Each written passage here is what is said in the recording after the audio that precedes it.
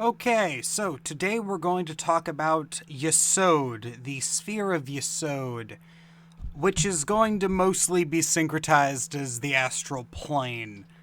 Hopefully no one has a problem with that. Let's get into it. Yesod, being the ninth sphere, goes on forever. The number 9 symbolically has a very interesting connotation in that the number 9 does not end. The number 9, anytime you... The best way to look at it is the number 9, whenever you're looking at it. Whenever you're looking at a number that is divisible by 9, you can add all the numbers up and they will equal 9. That's... or a multiply... or something that will do that. So, example, the number 18 is 1 and 8. 1 plus 8 is 9. There we go. 27... 2 plus 7, 9. And we continue going up. 3 plus 6, 3 plus 6 is 9.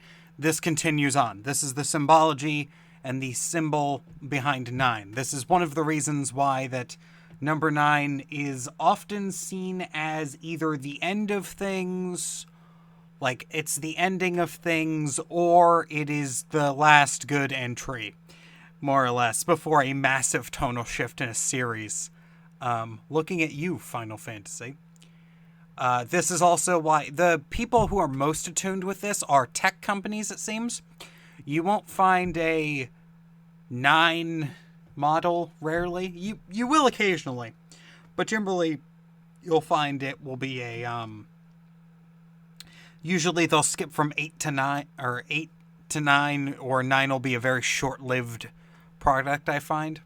And then they'll go straight to 10. Which wasn't a problem at the beginning of tech companies making their new devices, but now it is very much a problem. So Yesod being correspondent to the number 9, Yesod does not end. Now this is kind of an interesting thing because Yesod, for all intensive purposes, is the astral plane. And to get from Yesod to Malkuth, you need to go through the world card on the Tree of Life. The path is correspondent with... The path of Tau is correspondent with the world card, which indicates that it's kind of... It can be viewed one of two ways. Either once you're going up the path, you're finding that your world is opening up, which, if you've ever astral projected, yeah, that does happen. Your mind does get opened up when you've passed that path.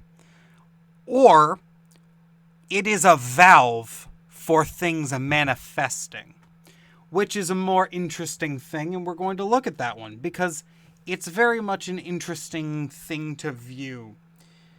As, if we take a look at...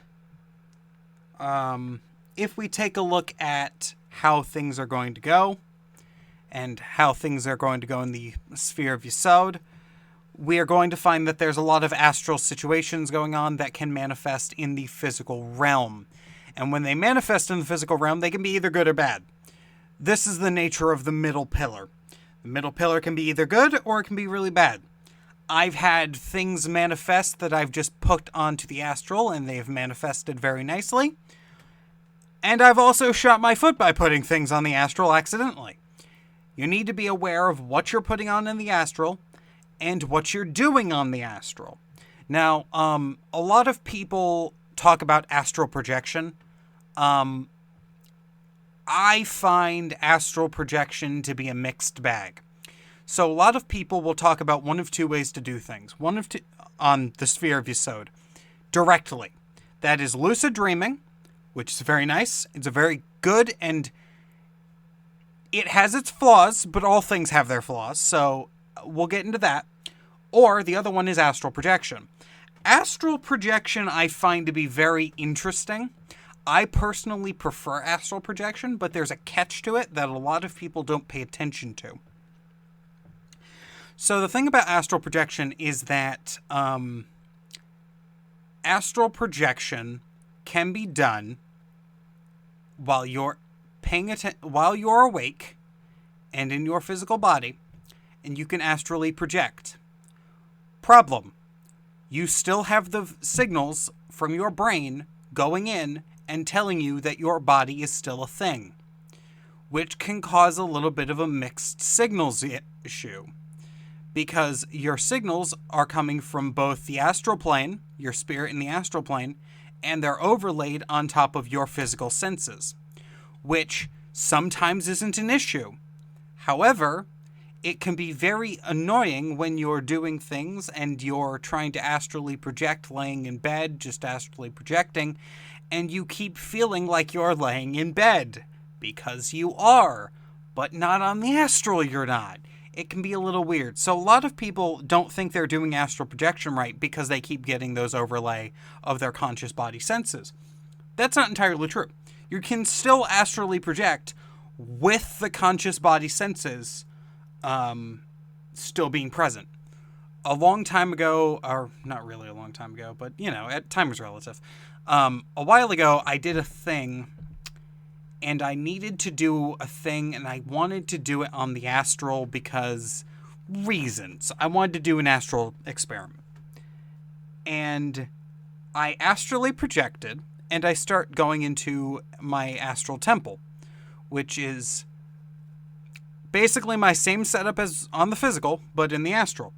And when you do a spell or any ritual on the astral plane, it's a very noticeable effect. Because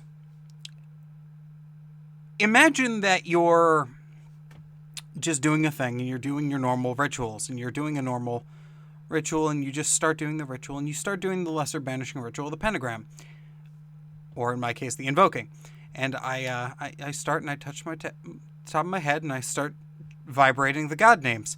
And all of the light of the sun flashes immediately. And I was a little bit taken aback by this because, whoa, that is a little bit absurd. So then what ended up happening was I continued the ritual and then it's still bright and it's still intense. But I was kind of like, okay, we can adapt to this. And I adapted, and I didn't really care, and I'm just like... And the last words I use for the my rituals is... I thank the archangels, and I say, stay if you wish, go if you must, may there always be peace between us. I now pronounce this circle duly closed... and return to the mundane world from whence I came. And it was at that moment that I immediately opened my eyes and I had been forcibly removed from the astral projection. Because I was no longer astral projecting because I just said, I'm going home. And home is the physical plane in a weird way. It's kind of both. So that was an interesting thing. Lucid dreaming, I find a lot of people... If you have a dream journal, this is most likely what you're going to be doing. So dream journals are very useful. They're very valid systems. They're very nice to have. I don't have one. That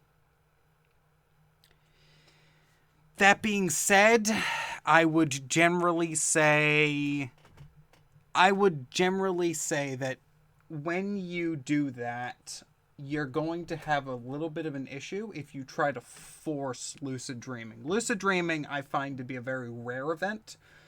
I don't lucid dream much because I don't do mostly dream work. I mostly do astral projection for conscious goals.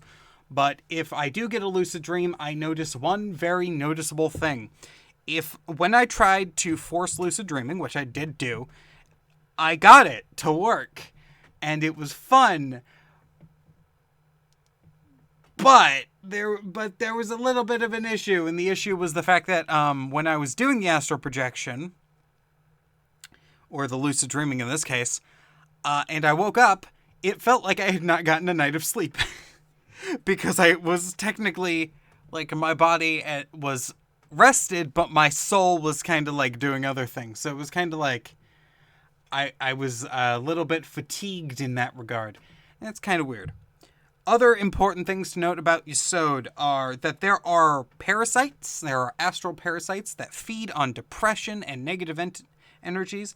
There are also things that feed on positive energies, and they want to keep giving you those things. So it's good and bad things. You got to remember, not all things are bad on Yesod. Not all things are good on Yesod. Yesod is just as likely to give you an energy parasite as it is to manifest you a pizza on the physical plane. So just make sure you're aware of that.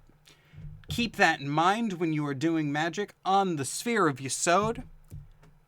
Next up, we're going to talk about the sphere of Hod, and that one's going to be a little bit interesting because not many people talk about that one. Okay. If you enjoyed this video, please leave a positive or negative comment in the comment section down below. Please leave a like or dislike. If you enjoyed my content, please subscribe to the channel. It really helps me out. All right. Stay tuned for more content.